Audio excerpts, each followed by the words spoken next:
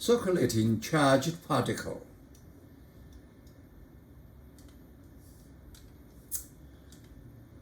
A beam of electron is projected into a chamber, this is from here, by an electron gun G. And we have magnetic field V uniform towards you, this point towards you, perpendicular to the page. The electron follows a circular path in the perpendicular magnetic field. Okay. Then we say the electron will be exert a magnetic force F equal to QV cross B. Okay. And what important is what the purpose of this force? This force actually is the centripetal force of its circling. Okay, because it's doing circling motion. Centripetal force is offered by the magnetic field. That's the point. So what is centripetal force? mv squared over r. What does magnetic field apply? Can give you QVB. So this is the key equation. Okay, this is the magnetic force used as a centripetal force. Now from this equation we see that the R is proportional to V. Okay. Big V, big R. Okay. And then we see the omega. Omega equal to V over R. So from here, V over R, we get omega is QB over M. And we see the period. Because omega t equal to 2 pi. So period equal to 2 pi over omega. This. And once you have a period, we know the frequency. And frequency is the reverse of the period. Okay? Now, these three are connected with each other. You know one, you know the other two. And we see nothing to do with velocity v. Big V, small v, the period, the frequency, the angular frequency are all the same. Okay? All particles with the same value of the ratio Q of M take the same time period to complete one round trip. Fast particles move in large circles and slow ones in small circles. So they will have the same period, same frequency, same angular frequency.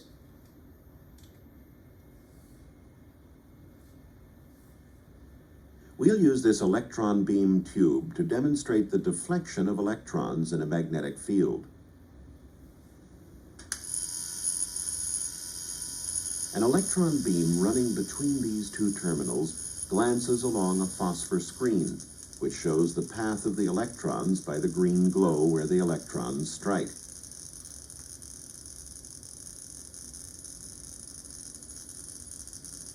If we place a horseshoe magnet over the tube with the north pole closest to the camera, the beam is deflected downward.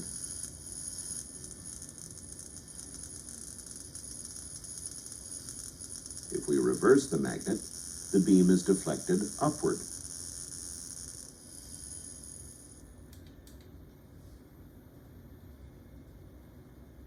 This glass tube contains just a trace of helium gas.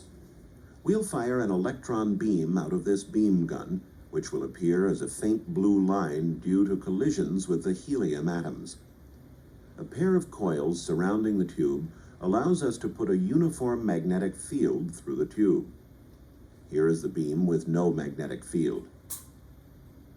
Now, we'll send a current through the field coils, creating a magnetic field at right angles to the beam. The beam is deflected sideways. If we increase the magnetic field, the beam curves around to form a circle.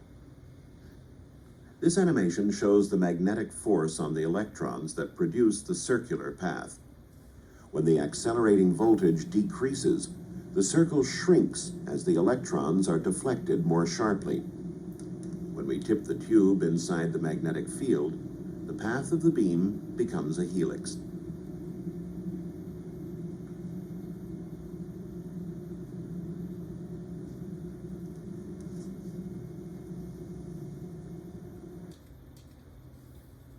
helical paths. If the velocity of a charged particle has a component parallel to the uniform magnetic field, the particle will move in a helical path about the direction of the field vector. Now, we just mentioned the V is perpendicular to B, so it will be the circular motion. Now V is this direction. So we can count this V is composed of two. One is V perpendicular, V parallel. Okay. V perpendicular makes the particle will be exert a force. Okay. And V parallel cross B is zero. So no magnetic force because of this part. So what it did, according to Newton's first law, the particle will move in this direction, along B direction, uniformly. Right? Yeah. So what happened? This V perpendicular makes it a surrounding, okay, a circular motion. At the same time, it moves forward along B. So finally, this is called helical path. Okay, and we know that from previous calculation, omega equal to V perpendicular over R equal to QBM. Okay, and this pitch, the distance between the two helical paths, is equal to velocity V parallel multiply the time. The time is a period, one round of the period. So this is one. We know V parallel equal to V cosine phi. And T period we have calculated equal to 2 pi of omega. Omega equal to QBM. So this is the pitch. And the electron, the negative charge, move as a helical path. Figure shows a charged particle spiraling in a non-uniform magnetic field. This is non-uniform. This is tight, large B. This is loose, less B. Okay. The more closely spaced field line at the left end and the right end indicate that the magnetic field is stronger there. And you see, if the F has a component along this direction, this F has a component along this direction. So from Newton's second law, it has, when you reach this one, you have acceleration goes direction. That means you come back. And this direction, you have acceleration in this direction, come back. Okay, yeah. When the field at end is strong enough, the particle reflects from that end. Okay. If the particle reflects from both ends, you never get out of it. So it is said to be trapped in a magnetic bottle. Electrons and the protons are trapped in this way by the terrestrial magnetic field of Earth, forming the Van Allen radiation belts. Okay, and we can see the polar light auroras near the pole. This is a Van Allen radiation belts which loops were above Earth's atmosphere, between Earth's north and the south geometric poles. The trapped particles bounce back and forth from end to end of the magnetic bottle within a few seconds, very fast, okay? From north to south, only very bounce back a few seconds. Sample. This figure shows the essentials of a mass spectrometer, which can be used to measure the mass of an ion. An ion of mass M, okay, and charge Q is produced in source S. The initially stationary ion is accelerated by this electric field due to a potential difference V. This is negative, this is positive. So this is a positive ion. Go attracted by the negative term. Straight out, and they go through this hole, get into the uniform magnetic field. The ion leaves S and enters a separator chamber in which a uniform magnetic field B is perpendicular to the path of the ion. This is path, this is perpendicular. The magnetic field causes the ion to move in a semicircle, okay, striking and thus altering a photographic plate distance Rx from the entropy speed. We can check this point, okay? Okay. We know this is X.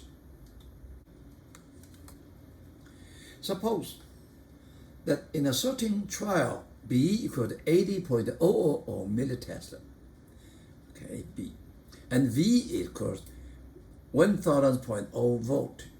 This is the V.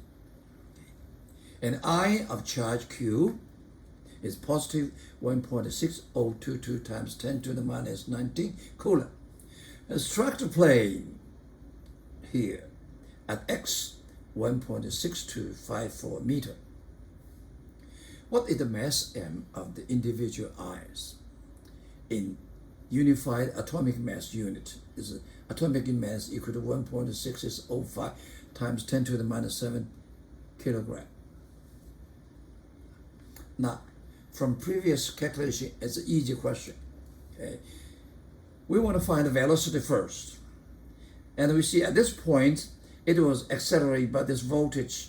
So the voltage, the battery supplied, the energy is QV, and this energy transferred to its kinetic energy, half mv squared. So we know the V, okay, V equal to square root 2QV over m. Once you know the V, we know it's turned around, okay, we can calculate the radius equal to mv QB, and x equal to 2r. We put this V inside, okay, V inside, and we get r equal to 2x. From this one, 2r put it inside. We know this, we know this, we know this, we know this. We can find m. In our case, we find m. This m is 3.363 times 10 to the minus 5 kilogram. In terms of unified atomic mass unit, it's equal to 2.3.93. It's 204 units. And we know what measurement it is. Sample. An electron with a kinetic energy of 22.5 electron volt moves in a region of uniform magnetic field B. This is a uniform magnetic field of magnitude 4.55 times 10 to the minus 4 Tesla, about 4.4 for Gauss. The angle between the direction B and electron's velocity V phi is 65.5. What is the pitch? This is one, okay, of the helical path taken by the electron. This is a very simple question, very straightforward. Okay, pitch equal to V parallel times period. V parallel equal to V cosine phi. And the period we have calculated is 2 pi m over QV. Okay, and then we have everything here. Okay, what is V? Now we have energy. V equal to half mv squared equal to 24.5 electron volt. We have to transfer into a joule and do it. Okay, we find the V. Okay, we put the V, B, Q, and we got a picture. That's straightforward. Okay. Cyclotron and the synchrotrons. What is the structure of a matter on the smallest scale? This question has always intrigued physicists. One way of getting at an answer is to allow an energetic charged particle, a proton, for example, to slam into a solid target. Better yet, allow two such energetic protons to collide head-on. Then analyze the debris from many such collisions to learn the nature of the subatomic particles of matter. How can we give a proton enough kinetic energy for such an experiment? A better way is to arrange for the proton to circulating in the magnetic field and to give it a modest electrical tick once per revolution. For example, if a proton circulates 100 times in the magnetic field and receives an energetic boost of 100 kilo electron-volt every time it completes an orbit, it will end up with a kinetic energy 100 times 100 kilo electron-volt or 10 mega electron-volt. Two very useful devices, synchrotron and cyclotron, are based on this principle. This is a synchrotron or cyclotron. We have 2D, they're separate, okay? And this is source. We eject a proton with speed, and you have a uniform magnetic field of this dot towards you.